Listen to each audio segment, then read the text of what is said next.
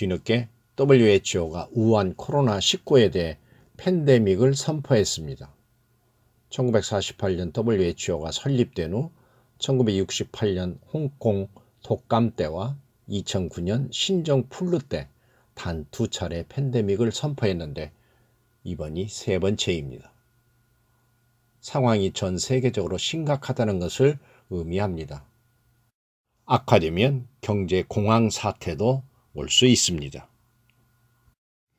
오늘은 성전 폐쇄라는 제목으로 말씀드립니다.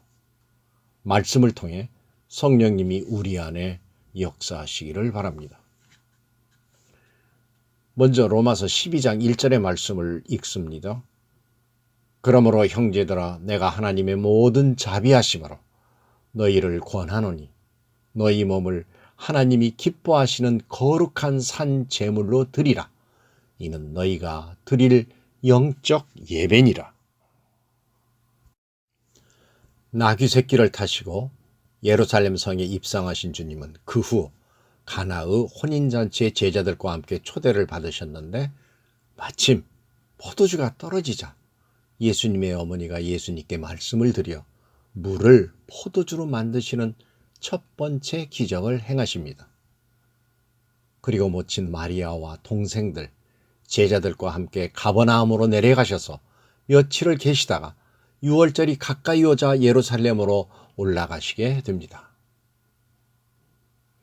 베다니에 이르신 주님은 시장하시자 혹 무엇이 있을까 하여 무화과 나무를 가서 보셨으나 잎사구 위에 아무것도 없자 영원토록 열매를 따먹지 못할 것이라고 저주를 하신 후 예루살렘 성전 안으로 들어가셔서 성전 안에서 소와 양과 비둘기 파는 사람들과 돈 바꾸는 사람들이 앉아있는 것을 보시고 노끈으로 채찍을 만드사 양이나 소를 다 성전에서 내쫓으시고 돈 바꾸는 사람들의 돈을 쏟으시며 상을 엎으시는 과격한 행동을 하시게 됩니다. 예루살렘 성전 정화 사건이라 불리는 이 내용은 마가복음 11장, 요한복음 2장 등에 기록되어 있습니다. 예루살렘 성전은 성전 유지를 위해 1년마다 누구나 반세겔, 그러니까 일반 노동자의 2일분 임금에 해당하는 2데나리온씩 로마 제국 안에 사는 20세 이상 남자 유대인들로부터 성전세를 거둬들였고 수많은 순례자들에게 희생제물과 헌물 등을 팔고 11조도 징수하였습니다. 또한 여리고 근처에 농장도 소유하기도 했습니다. 이러한 것들을 통해 성전의 대제사장과 성전의 귀족 관리들이 막대한 부를 챙길 수 있었습니다. 상황이 그러자 유대의 부유한 사람들은 전 세계로부터 돈이 집중하는 성전에 자산 관리를 맡기며 또한 그 대가를 지불하기도 하였습니다. 당시의 성전은 마치 유대의 중앙은행과 같은 역할을 한 것입니다. 예루살렘 성전은 이방인의 뜰, 여인의 뜰, 제사장의 뜰이 있었습니다. 6월절이 되면 세계 각지에서 희생 제사를 드리기 위해 온 수백만의 참배자들로 붐볐는데 이 가운데 이방인들도 많았습니다. 이방인의 뜰에서는 여러 가지의 장사가 성행하였습니다. 우리 주님은 특히 비둘기 파는 사람들의 상과 의자를 둘러 엎으시기까지 하셨는데 비둘기 파는 사람들은 매우 악질적인 사람들이었기 때문이었습니다. 당시에 성전을 찾아오는 사람들은 거의 다 희생제물을 바쳐야만 했습니다. 비둘기는 여자가 아이를 출산한 후 정결을 위해, 문둥병자가 완치된 것을 입증하고 허락을 받으려고 할 때에 필요한 것이었습니다. 비둘기는 가장 어렵게 사는 사람들이 바칠 것이 없을 때 궁여지책으로 바치는 제물이었습니다. 희생동물 가격은 그때그때 달랐지만 일반적으로 송아지가 일반인의 21분 임금에 해당하는 20데나리온, 숫양이 8데나리온, 새끼양은 4데나리온이었고 비둘기 한 쌍은 1데나리온 정도였는데 성전 안에서 사게 될 때에는 밖에서 사는 때보다 무려 15배를 더 받았습니다.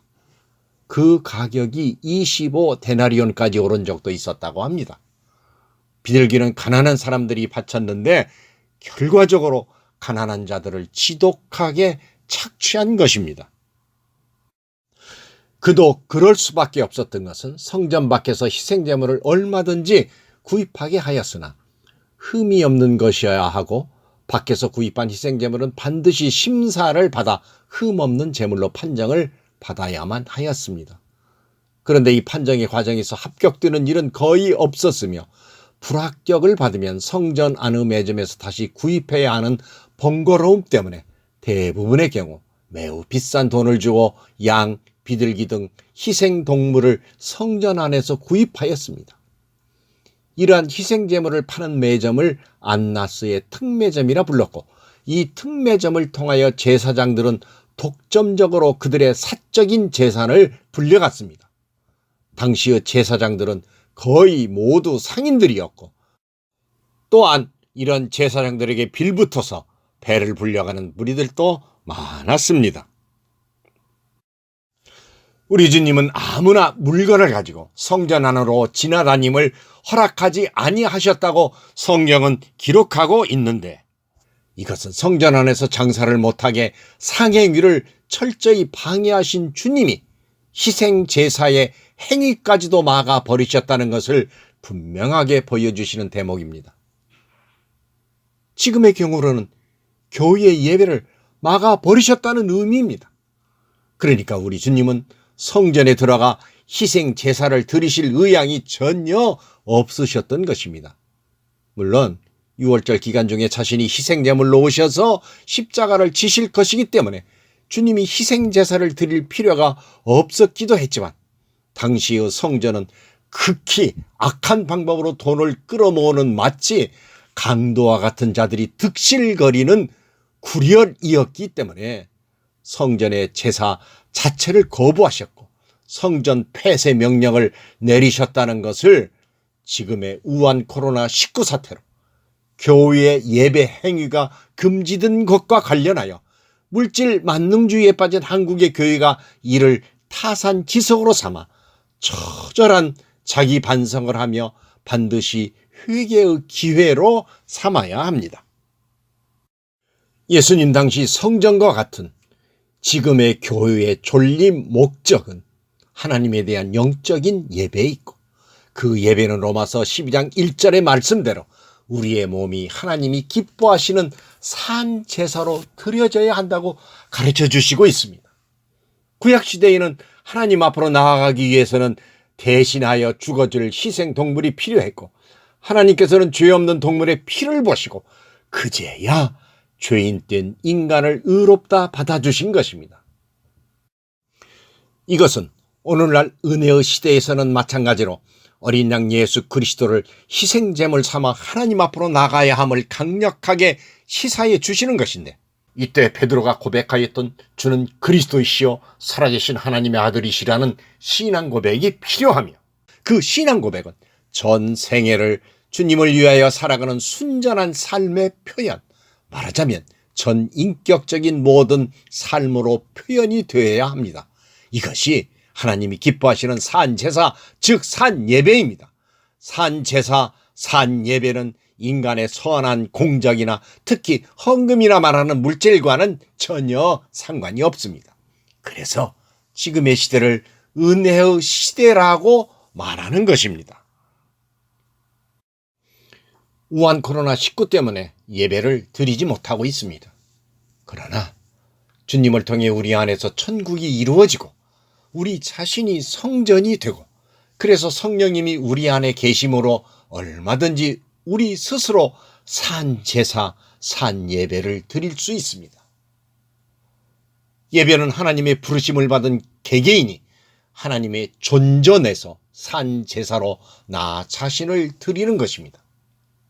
예배는 예배 받으실 하나님과 하나님으로부터 예배의 부르심을 받은 개인의 관계 속에서 이루어지는 거룩한 행위입니다. 그런데 한국교회는 집단적으로 예배 행위를 합니다. 그리고 타인이 예배를 대신 드리는 부분이 참으로 많습니다.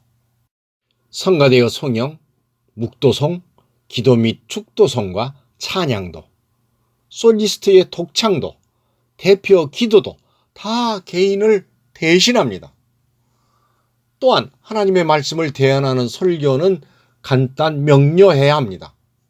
그 대신 하나님이 주신 말씀에 화답하며 하나님 앞에서 드리는 개인적인 회개의 기도, 찬양, 찬송, 감사, 간구의 기도 등의 시간이 훨씬 더 많아야 합니다. 그리고 무엇보다도 예배는 물질 대신 몸과 마음을 산 제사로 드려야 합니다. 복음에 물질이 개입하면 안 됩니다. 예수님 당시 예루살렘 성전이 물질적인 타락으로 우리 예수님으로부터 폐쇄 명령을 받았듯이 물질 만능주의에 빠진 한국의 교회가 역시 같은 명령을 받지 않으리라고 확신할 수 있습니까? 주일헌금이나 11조 등의 헌금을 온라인으로 보내라고 독려하고 있는 교회가 있다고 들었습니다. 너희가 거저 받았으니 거저 주라는 주님의 말씀을 기억하십시다. 너희 목마른 모든 자들아 값없이 와서 포도주와 젖을 사라고 하십니다. 또 생명수 샘물을 목마른 자에게 값없이 주시겠다고 하셨죠. 예수님 당시 예루살렘 성전에서 특히 가난한 자들의 등골을 휘게 하는 것처럼 협박성 헌금이나 강제 징수와 같은 일들이 한국 교회에서 일어나면 안 됩니다. 그래서 물질이 교회를 지배해서는 안 됩니다. 은혜의 시대에는 물질은 구원과 전혀 관계없습니다. 우리 주님이 십자가에서 단번에 우리의 죄를 대속해 주셨기 때문이며 그래서 지금 우리는 희생제사를 드릴 필요가 없는 것입니다. 주님의 명령으로 한국교회가 영구히 폐쇄당하지 않기를 바라며 이번 기회에 한국교회가 스스로 깨닫고 니느웨 백성들이 회개한 것처럼 한국교회를 용서하시고 누란 지세에 처한 이 나라를 살려주시라고 구국의 회개기도를 드렸으면 좋겠습니다. 또한 거룩한 산제사로 예배를 드리기 위해서는 한국교회는 지금과 비교하여 훨씬 더 가난해져야 합니다. 물질을 드리는 경우 자칫 바리새인처럼 자랑을 앞세웁니다. 오히려 물질을 드리지 못한 세리같이 겸손함으로 예배해야 합니다. 이번 주일에도 교회당이 아닌 곳에서 예배를 드리게 되는 한국의 성도 여러분, 여러분이 곧 성전입니다. 여러분을 산 제사로 드리는 의미 있는 예배가 이번 기회에 체험되기를 기원합니다.